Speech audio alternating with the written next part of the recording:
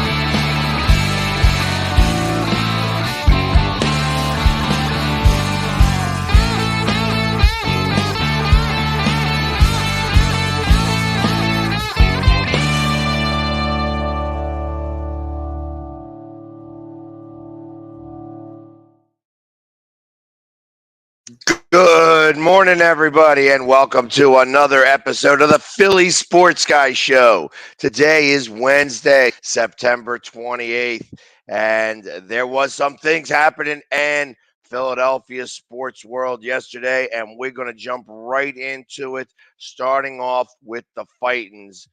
We talking about the Fightins, but for some reason or another, they get beaten up by Little Bears. The Cubs again beat the Phillies in undramatic fashion. Actually, they wind up winning this game 2-1.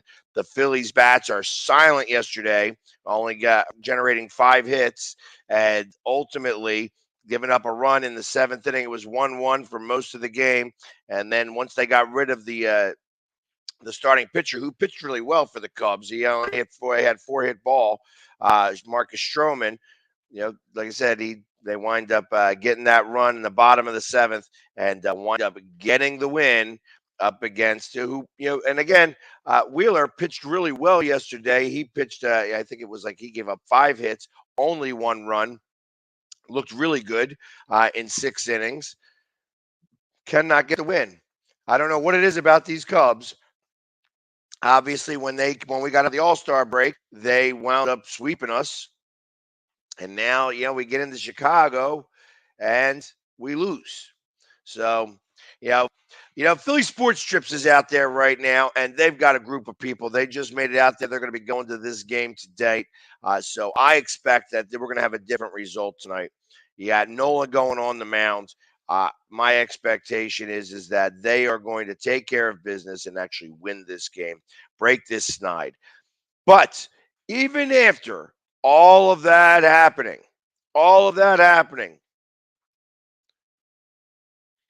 the Phillies still gained ground, and they only have their magic number drops to 7 because the Milwaukee Brewers stink as well.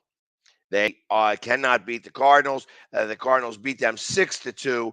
In the process, the Cardinals clinched the division, which I think was already a foregone conclusion. I mean, I didn't think that there was going to be any chance that the Brewers were going to come back from all that. But they do wind up getting lower in the magic number. So right now, the magic number sits at 7. And the Brewers have one more game with the Cardinals. And we have 2 more games with the Cubs. So hopefully we can get this number down a little bit further. Hopefully we can leave here with maybe a magic number of 5 or 4 before we go into Washington for that 4-game series. I fully expect, even though that they are on this mini slump here where we've lost 3 games in a row. First off, Nola stops that schneid tonight, and he gets the win. And then we also We are going to be within like 4 or 3 games. The magic number is going to be around 3 when we get into Washington, and we'll take care of business in Washington, finish this up, get ourselves in the playoffs, and then we'll start getting our pitching together up against Houston so that we would be able to go out and what looks like face the Cardinals. Again, who knows how the Padres do happen to have the toughest schedule, left between us, Mariners, the Brewers, and the Phillies. So I said, out of all 3 of those teams, the Padres do have the toughest schedule. It is possible that we could be facing either the Mets or the Braves because the Mets also lost yesterday to the Marlins and Atlanta won. So now we have a tie atop the NL East. So who knows what's going to happen up there? The Mets, who've had this division lead all year long, now are in a current tie with the Braves. And, who knows? Who knows? The Mets could be playing for the wild, in the wild card. Because as of right this second, the Braves are playing really good ball. Yeah, well, I mean, we split with them. So, and then I think right now they're going up against Washington, and Washington's very simple to beat. Obviously, let's not give them too much credit there. I mean, the Braves right now are a minus 210 against the Nationals tonight. So I don't even know that the Nationals are even showing up. They're already on the golf course as far as I'm concerned, and I fully expect that after the Braves sweep them, the Mets better hold serve. They're going to have to come up and give a little bit better outing against the Marlins. And who do they go up against tonight? Is the Marlins nobody special? You guys got a good ERA. He's got a 3.57 ERA, and they're using Walker tonight. So, but it's only a 2-game series. So it's Jesus Luzardo. You never know. You never know. The Mets on a little bit of a downside right now. May be possible that the Braves wind up taking this division. It's going to be a very interesting thing moving forward here to see what happens. But ultimately, I ain't worried about either one of those teams. Got to worry about ourselves. We got to win some games. We have to beat the Cubs here. The Cubs are not very good, not a very good team right now. They took the game yesterday. We go up against, another pretty good pitcher. Obviously, this guy has not had a lot of games, but he must have been called up from the minors. Hayden Wesniewski, who is got a 2-1 record, a 2.46 ERA with 24 strikeouts in 22 innings. So the kid has been pitching pretty good. He's going up against Aaron Nola, who's got a 3.28 ERA, 218 strikeouts, and 192 innings. So we're going to see, obviously, and Nola's got a 10-12 record, which really is not indicative. Obviously, they do not like to hit the ball when Nola is on the mound, but maybe they can get to this kid early and maybe rattle him a little bit. We need to get this done because right now we are on a 5-game losing streak on the road. Got to be able to break that snide before we go on into the playoffs. Because obviously, if we are going to be the third wild card, we're going to have to go and do all those games in the playoffs, for the wild card series on the road. So time to start breaking that now and start turning that trend around and start hitting the ball and doing what we need to do. I saw something this week that said that the over under on the Phillies winning 5.5 games on this last 10-game road stand was like a minus 120. I don't know if that number has changed a little bit since they lost yesterday, but they got it. They have to at least win. They have to go 500 on this road trip at the very, very, very least, and they should try to win at least 6. So, like I said, usually when you have problems with your baseball team, the Nationals are what cures those ails. So the Nationals typically are. Like I said, they're already on the golf course. They're worried about next year. They may have called whoever up. They are like a double A team. They ain't even triple A. So it may be one of those situations where we just got to get to them. Once we get to them, we'll be able to secure our spot. And like I said, the Brewers are not doing very well at all. They have lost a few games. I want to say in their last 10, they may have only won like 4. I'm going to go check that right now, just to kind of see. Here we go. And the Brewers they're 500 in their last 10, and they've lost 2 in a row. So they are having similar struggles to the Phillies. Limping into the playoffs is not the way to get in, but ultimately you still have to be able to, you got to get in there, and then we can start to figure it out. I expect that we will wind up playing the Cardinals. I'm going to go and tell you exactly where everybody sits right now at this moment in the wild card standing. We are still we're 2.5 games back from the Padres. Like I said, the Padres have a tough go of it here in their last games. Obviously, they have 2 more against the Dodgers, 3 against the White Sox, and 3 against the Giants. So that, like I said, there could be a change there, but the Phillies being 2.5 games back on them to get that number 2 wild card spot means that the Mets or the Braves is going to wind up facing them, and we're going to wind up going up against the Cardinals, because there's just no way that the Cardinals are going to be able to catch the Braves or the Mets and get that number 2 spot, unless really big collapse by both teams. And that, in fact, it's impossible because the Mets and the Braves play each other. So we're going to wind up seeing what happens in that regards. Again, I don't really care about those teams, care about the Phillies. The hunt for Red October is still going on, and right now the magic number is at 7. So let's take care of our own business, and we will be able to move forward with that. That being said, I'm going to take a break a little early today because I have some Eagles news, and the Flyers happened to play a little bit of a scrimmage yesterday against the Buffalo Sabres. We'll talk about both of those things right after these commercial messages. We'll be right back right after this.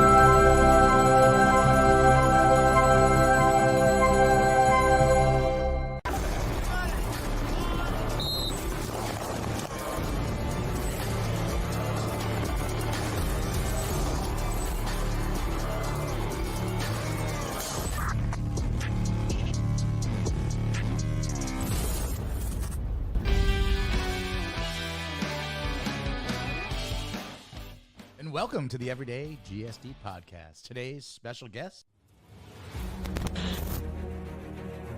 Welcome to the Military Podcast. It's the man of the job, it's the man of anything. Success is based on participation. So I participate daily. Yeah. For those who don't know, it's Cold War era. Anybody wants to hear anything I have to say, but you and I have a lot of great conversations. Everyday GSD is more than just a podcast. It's a movement. It's a way of life. The show's guests come from all walks of life and all have the same everyday get shit done mentality in common. Many are former military special operators who are now everyday GSDing in their civilian life. Others are civilians who get shit done on a daily basis. Veteran, prior military, the goal is to motivate and inspire through like-minded guests sharing epic life stories. Ultimately, what we want the audience to realize is every day is an opportunity to get up and get shit done. My name is Darren Bebo, and I everyday GSD. This is Jonica, and I everyday GSD. My name is Mike Rebell, and I everyday GSD. This is Jeffrey Barnett, and I everyday GSD. This is Wojo, and I everyday GSD. This is Jake, and I everyday GSD. My name is Hannah Gaber, and I everyday GSD. This is Rachel, and I everyday GSD. My name's Keith Dixon, and I everyday GSD. My name's Kyle McCord, and I everyday GSD. I mean, you can see right now, without LeBron, Lakers are struggling. Let me tell you about a team I hate, all right? I know the Dallas Cowboy fan is here, so I had to make sure he knew how much I hate this team. I'm ready. I've often said that the people who run baseball, they try very hard to ruin it. I'm from Brooklyn. I don't have a problem saying it to his face. Oh, from Brooklyn. Hey, get any...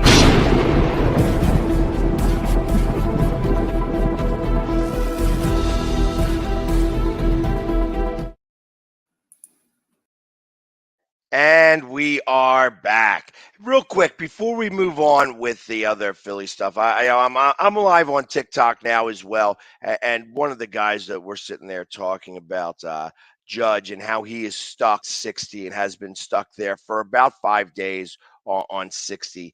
I know that the pitchers have been pitching around him now that he wants to let up that 61st home run. He's having such a great year.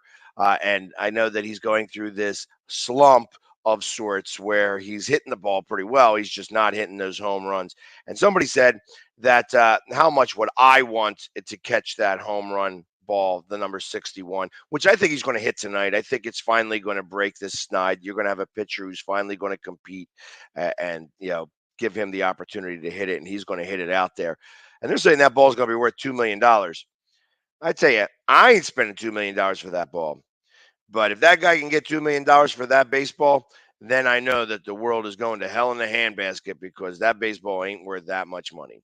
And plus, I'm a big fan of having history go to where it's supposed to be. That ball would belong in the Hall of Fame. And if the Hall of Fame wants to spend $2 million for that baseball, then good for them. I don't think that they're going to. And like I says, if I was Aaron Judge, I'd probably do something.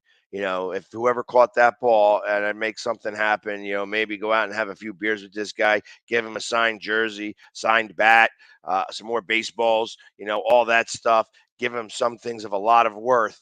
But ultimately, I would give it back to them. I'm not a big firm believer of, I want that ball because I'm going to be the guy who hoards it. Not the way I would want to do things. But I don't get to make those decisions because I ain't going to be in the outfield at all trying to catch that ball.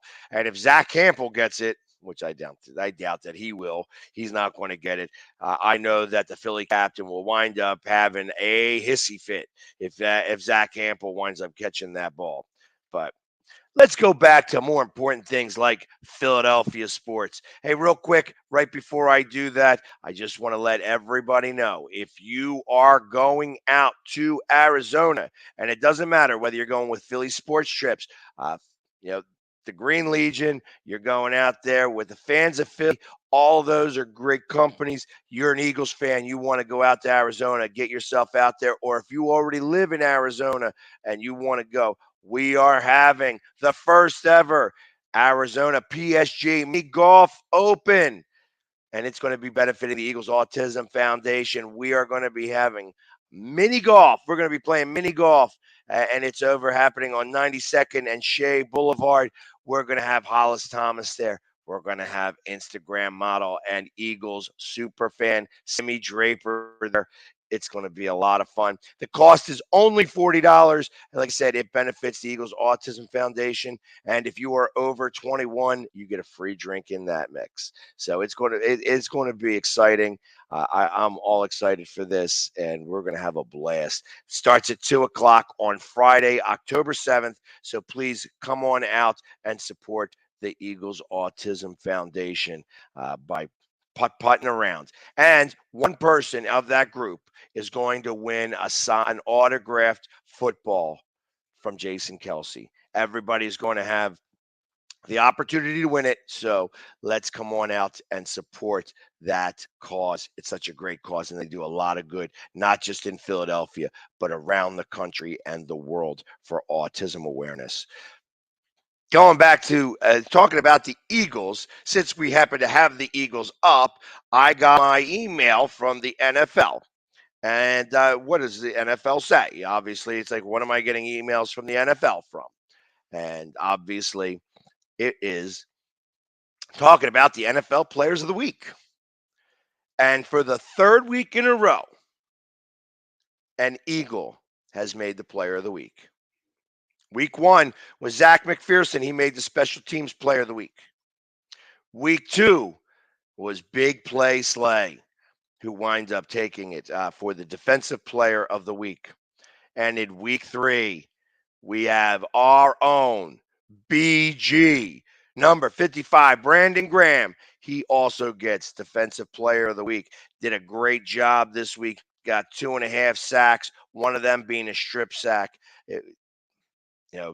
It's been a long time since I've seen BG's name as Player of the Week. Last time I would have called him the Player of the Week, I would have called him that Defensive Player of the Week for the strip sack in the Super Bowl. But he had 2.5 sacks. Great day.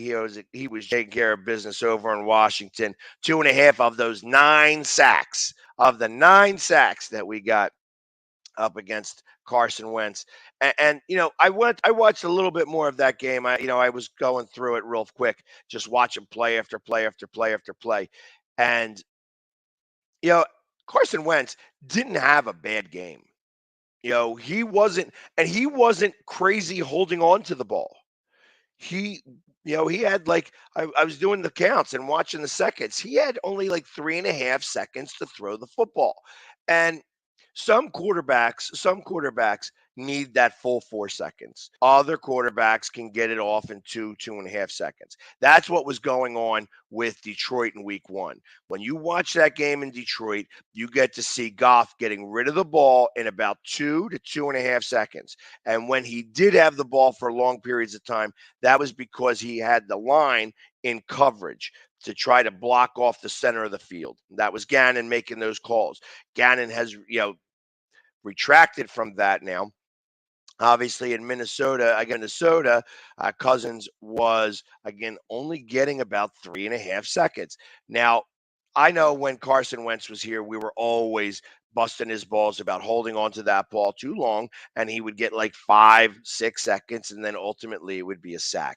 Here, he did not have that time. He just did not have that opportunity, and he had to get rid of the ball. In most cases, he was getting rid of the ball in 4 to 4.5 seconds. And when we were getting our sacks, we were getting there before 4 seconds. So it wasn't that Carson Wentz was doing the things of old. It was that this defense was taking care of business and just beating up that offensive line. That being said, as we welcome back Doug Peterson this weekend in what looks to be a very soggy game, that we are going to have a tropical storm in the house when we are playing this game. So it could look a little bit like that game between the 49ers and the Bears if they don't have the drainage plugged up right. Like I said, they put that field on and it became a fishbowl. Well, there could be a very similar situation as the Eagles are going to be going up against Jacksonville in the middle of a tropical storm, or if it's still a hurricane, I'm sure they will not play that game. They'll have to postpone it till later. Maybe even do it at 6:00 on a Monday because you just cannot play in hurricane storms. I know that that the Bears and the 49ers did play, and it was raining like somebody turned the faucet on. But Hurricane's a little different. You're going to need to make sure that everybody's protected. And I wouldn't be surprised if it's still a Category 1 that they postpone the game. But I think this is going to be coming through landfall. It's going to probably diminish some, but they are still threatening that this is going to be a tropical storm in Philadelphia for Sunday. So Jacksonville is bringing that weather from Florida all the way up to Philly, and we're going to see how that goes. And to be honest, I feel that that's only going to help Philadelphia a little bit better because when it's soggy and rainy out there, nobody really wants to play in it. So the home team is going to have the advantage, and I fully expect that that's going to be the case in this regard. But anyways, congratulations to Brandon Graham as he gets, again, puts the Eagles on the player of the week. Just to give you guys an idea, the offensive player of the week was Cordarrelle Patterson from Atlanta. And then the special team was the punter from Green Bay, Pat O'Donnell, who had a great day keeping Tampa Bay back on their, giving them a long field to take on. The last team to talk about a little bit, the Flyers played last night up in Buffalo. To under 10,000 people. I was surprised that 10,000 people made it to Buffalo. They had nothing else to do on a Tuesday night, so they went out to go watch some hockey. And their Sabres got to win. How about that? These games don't matter very much, but obviously, I wanted to talk about it a little bit. The Flyers goalie was Grosnick, and he had 12 saves on the game. I got to imagine that they probably had two goalies play. Yeah, Arison played, I guess, in the third period, and he wound up getting 7 saves. Grosnick wound up giving up 2 goals. 12 saves on 14 shots. Travis Konechny got the goal for the Flyers and then took a cheap shot. He wound up leaving in the first period. I'll be honest, I didn't pay any more attention because I was doing Quizzo at my favorite location, Dolan's Bar. So I didn't really get a chance to watch the game as we were watching the Phillies. However, I know that he did not come back in the first, and I would have been surprised if he came back at all in that game because he did take a real bad cheap shot and wind up leaving the ice after that goal, which really was kind of frustrating because this is preseason, dude. Why you gotta throw cheap shots around because you let up a goal? Do you need to make the team that bad that you're so angry that you got to cheap somebody up? I'm surprised. What bothered me about that whole thing is that I didn't hear about the other players coming around correct to Konechny's aid. And that's the other thing. That guy should have been, getting smashed against the boards every time he was anywhere near them. And he should have been getting tangled up with people after every whistle he was on the ice for. So that the fact that did not happen a little bit upsets me, but that's going to be all right. When the regular season comes, we'll get back our revenge on that. And like I said, I know that the Flyers are a tough sell right now. Not everybody's real excited to, see them, but they are still a Philadelphia team. And as long as they are in Philadelphia, I'm going to go ahead and support them. And you may have seen yesterday on a couple of my videos, I was at the Sixers practice facility. I was shooting the ball around, trying to do some things. You know what I learned yesterday? I learned that I am not a basketball player. That's what I learned. Anybody who knows me on TikTok knows some of my buddies from Philly Sports TikTok. King Kyle was there, and we did a little one-on-one.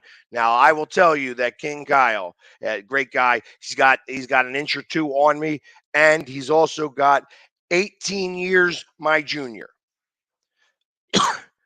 However, I should not have been shut out. I had plenty of opportunities to make the ball. I could not make a shot to save my life. He winds up shutting me 5-0, and thank God for that, because if it took any longer to play that game, I'd have been so gassed it wouldn't have been able to have been fun.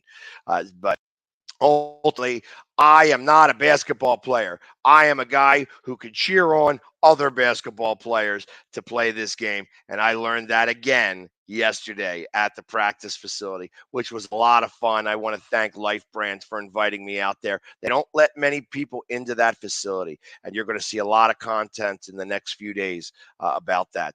Today, I get to go out to the Stroud Center. The Stroud Center was the group that had the charity cook-off where I was playing a celebrity chef, and I get to go out there and check out their facility with a number of the chefs that were out there that were part of the charity event. So I look forward to having that. And then tomorrow I get to scrimmage and practice and stretch with the Philadelphia Union. So this is going to be a crazy fun week.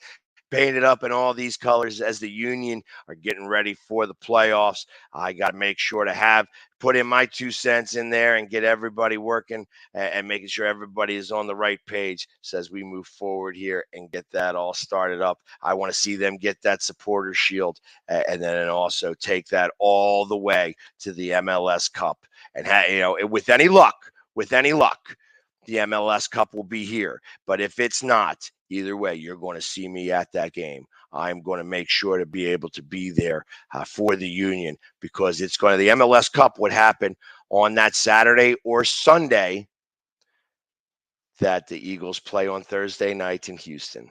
So it's going to be a lot of fun, and it's going to be very exciting today. Like I said, a fun and exciting time. We've got Red October. We got the Flyers starting up. The Sixers are just starting practice now and getting themselves together. And then of course our Eagles are 3-0, baby. There's nothing better than that sound. So, and then we get to welcome back our coach who took us to a Super Bowl, the guy who's got a statue out in front of the link, Doug Peterson. I say we give him a nice round of applause and then boo the hell out of him after that. That's what I say. But you guys do what you want. You guys can boo if you'd like. You guys can cheer if you'd like. I said he never did anything wrong here. I'm all excited to have him come back, and he could be the best recipient of the L for our 4th W. So hopefully I won't look like a drowned rat, but we will see, because I'm going to still be there and I'm still going to be supporting. I'm going to be wearing my shoulder pads. If they're playing in the rain, so am I. That's what the Philly sports guy does. He's there all the time, and we're going to make sure that happens. Everybody, thank you very much. I know I went a little over my half-hour time today, but that don't matter. Like I said, anything to do with hang out with you guys. I love enjoying, spending this time and talking Philadelphia sports with everybody.